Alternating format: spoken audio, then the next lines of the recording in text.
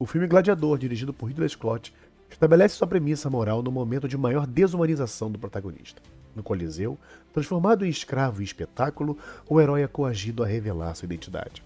Ao remover o elmo, o general Máximos Décimos Merídios não profere apenas um nome, mas sim um testamento da sua lealdade e dever cívico. Meu nome é Máximos Décimos Meridius, comandante dos Exércitos do Norte, general da Legião Félix, servo leal do verdadeiro imperador Marcos Aurelius, pai de um filho assassinado, marido de uma esposa assassinada, e terei minha vingança, nesta vida ou na próxima. A citação funciona como um gancho retórico que sustenta toda a narrativa do filme. Essa revelação transcende a mera ameaça pessoal. Máximos se define primeiramente como seu dever político, servo leal do imperador Marcos Aurelius, e militar, antes de mencionar sua tragédia pessoal. Isso estabelece sua vingança não como um mero instinto pessoal ou uma paixão destrutiva, mas sim como um dever moral e um ato de justiça em nome de um código de honra superior.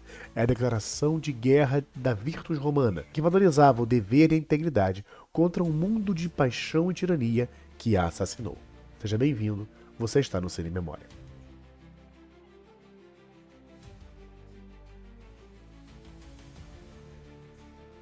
O filme está situado no ano de 180 d.C., historicamente reconhecido como o fim da Era de Ouro do Império Romano, a Pax Romana e o início de uma longa decadência. A morte do imperador Marcos Aurélio serve como catalisador dessa transição, marcando o crepúsculo da filosofia no poder e a ascensão da paixão descontrolada. Marcos Aurélio representa o pináculo da moralidade imperial, sendo ele próprio um filósofo estoico.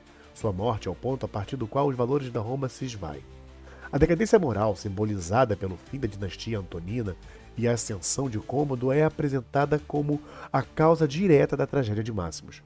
Se o Império tivesse mantido sua integridade moral sob a liderança esperada de Marcos Aurélio, a família de Máximos não teria sido assassinada e o próprio general não teria sido traído. A vingança de Máximos, portanto, se torna a única resposta moral viável a um sistema político e social irremediavelmente quebrado. A tese central, então, é que Máximos é o último pilar de um ideal romano que morreu com Marcos Aurélio. É a encarnação do estoicismo em ação, lutando contra um império que trocou a razão pelo hedonismo, o dever pela gratificação e a política pelo espetáculo. Ele é o último herói moral em um mundo que perdeu seus valores. O imperador Marcos Aurélio, um dos expoentes máximos do estoicismo, enxerga em Máximo a encarnação viva dos princípios que ele próprio defendia em seus escritos, as Meditações. Ele escolhe Máximos por suceder, recusando seu filho biológico, Cômodos, por reconhecer que ele não é um homem moral e não pode governar. Marcos Aurélio expressa que Máximos é o filho que ele deveria ter tido. Essa escolha é fundamental. O imperador filósofo rejeita o sangue em favor do caráter, a paixão em favor da razão. A filosofia de Máximos não é teórica, é uma filosofia prática, vivenciada e testada. O estoicismo do general é traduzido em sua capacidade de demonstrar coragem, honra e dignidade mesmo sob a adversidade extrema de se tornar escravo e um gladiador. Essa resistência ativa contra a corrupção material e a ambição desenfreada ressoa profundamente, especialmente em contraste com a glorificação do poder, posses, fama e dinheiro da sociedade contemporânea. A moralidade é alcançada nesse contexto pela resistência ativa e digna ao sofrimento. A prova definitiva da pureza moral de Máximos reside em sua completa aversão ao poder. Em contraste com a ambição desmedida de Cômodos, Máximos deseja voltar para sua família e para sua fazenda. Ele se alinha ao arquétipo do general romano Lúcio Quintus Cincinnatus, que, após receber poderes ditatoriais para salvar a república, recusou a glória e o poder contínuo para retornar ao seu arado e à sua vida simples. Essa recusa ao poder é a marca da sua excelência moral. O general que luta pela glória de Roma não busca glória pessoal, mas sim a tranquilidade da vida privada e o cumprimento do seu dever para com a terra. O filme reaça essa anomalia. Mesmo Quintus, o pretoriano que o conhecia, expressa dificuldade em imaginar Máximos o fazendeiro, ilustrando como a ambição política havia se tornado a norma e a modéstia uma aberração. O estoicismo de Máximos está, portanto, enraizado na busca da autossuficiência e da rejeição ao luxo, o oposto exato da corrupção imperial. A sua moralidade reside não em evitar a tragédia, mas em como ele a enfrenta. Ele não se corrompe ao se tornar um gladiador, ele usa a desgraça como uma plataforma para cumprir o seu dever final. Se Máximos representa a Virtus sobrevivente, Cômodos é a total personificação da decadência moral de Roma. Psicanaliticamente, o contraste entre os dois é estabelecido através de uma cisão narrativa. Máximos representa a unidade, a integridade do eu. Cômodos é a projeção do narcisismo de morte. Ele é o filho invejoso, motivado por paixões mesquinhas, a inveja, o ciúme, o medo, que assassina o pai para usurpar o poder que não consegue honrar. O filme intencionalmente retrata Cômodos como um mal caricatural, garantindo que não haja qualquer possibilidade de identificação consciente da plateia com ele.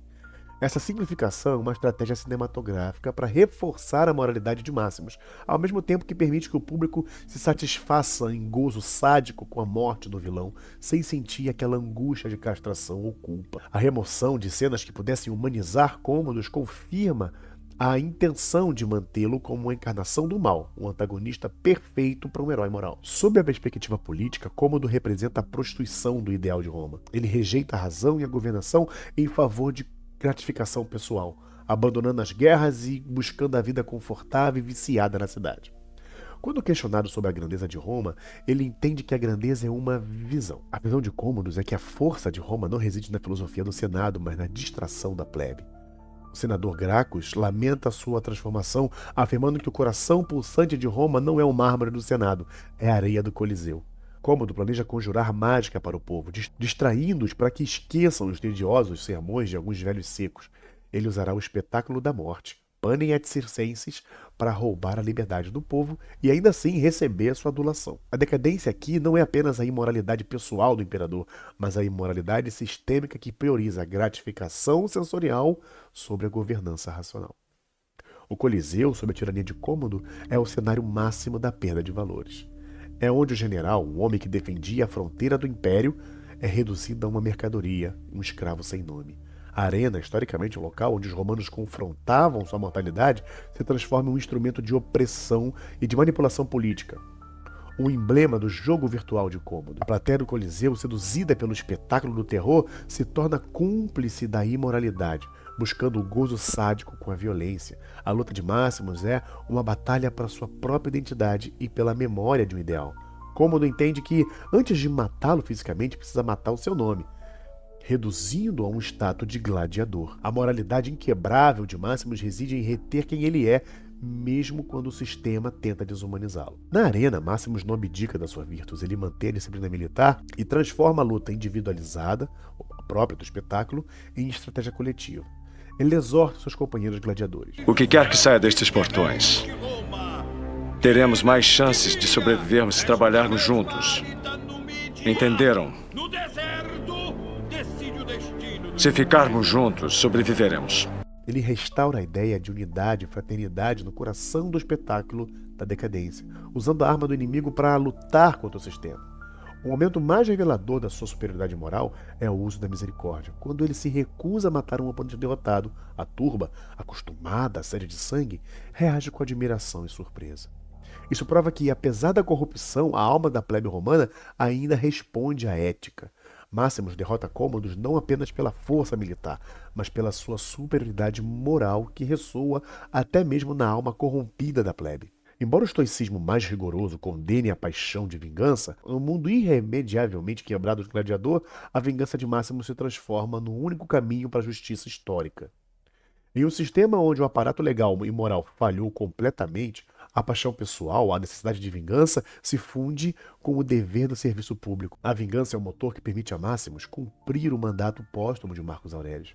Ao canalizar a energia da raiva e da perda para um projeto de reestruturação ética, a vingança de Máximos é elevada à categoria de virtus. Ele se torna um herói moral por fazer o que as leis e o Senado não podiam mais fazer, derrubar o tirano e restaurar o sonho da República. Máximos é um herói trágico, um homem de grande poder que cai em desgraça. A sua morte, no duelo final, é uma tragédia necessária para selar sua moralidade inquebrável. Cômodo, em seu último ato de covardia, subverte o duelo esfaqueando Máximos antes da luta.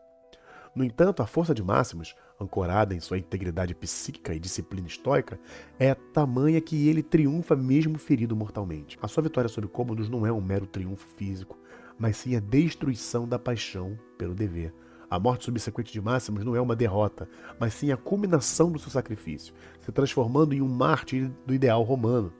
Ele morre não como um vingador, mas como um restaurador da honra. E o ato final de Máximos demonstra que seu dever transcende a sua dor. Seus últimos suspiros são dedicados à restauração política e não à família que ele finalmente vai encontrar no pós-vida. Ele ordena a Quintus: Quintus, liberte meus homens. O senador Gracchus deve ser reintegrado. Era uma vez um sonho chamado Roma e deve ser realizado. Era o desejo de Marcos Aurelius. Ao libertar seus homens, ao restaurar o Senado e ao garantir a execução dos desejos do verdadeiro imperador, Máximos cumpre seu dever até o fim. Ele restaura, mesmo que momentaneamente, a honra à cidade e o ideal de república. Esse é o ato definitivo do último homem moral. Usar seu último momento de vida e influência para servir ao bem maior e não para o ganho pessoal.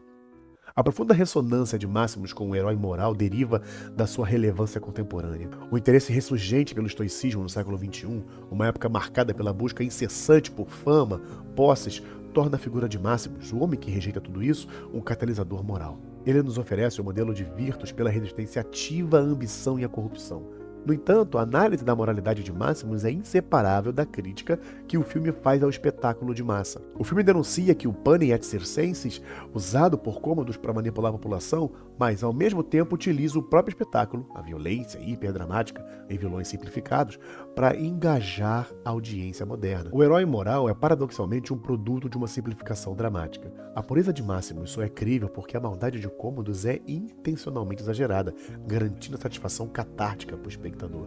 Máximos se torna assim um herói moral que é forçado a atuar no espetáculo da decadência para destruí-lo.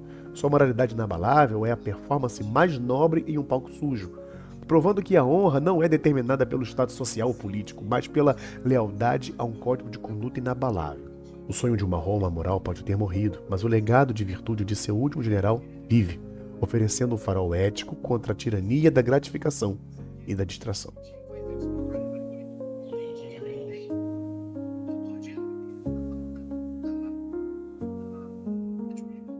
Próximo Nerd, espero que vocês tenham gostado. Deixe seu like, seu comentário. Se quiser ajudar o canal, nós temos aqui o QR Code na descrição e no primeiro comentário fixado a nossa loja da Amazon para você poder comprar qualquer coisa lá. Qualquer coisa da Amazon, qualquer coisa, e eu vou ganhar um pedacinho do dinheiro que você vai mandar para eles. Para eles não faz falta, mas para mim ajuda pra caramba na continuidade desse trabalho, beleza? Espero você no próximo vídeo. Forte abraço.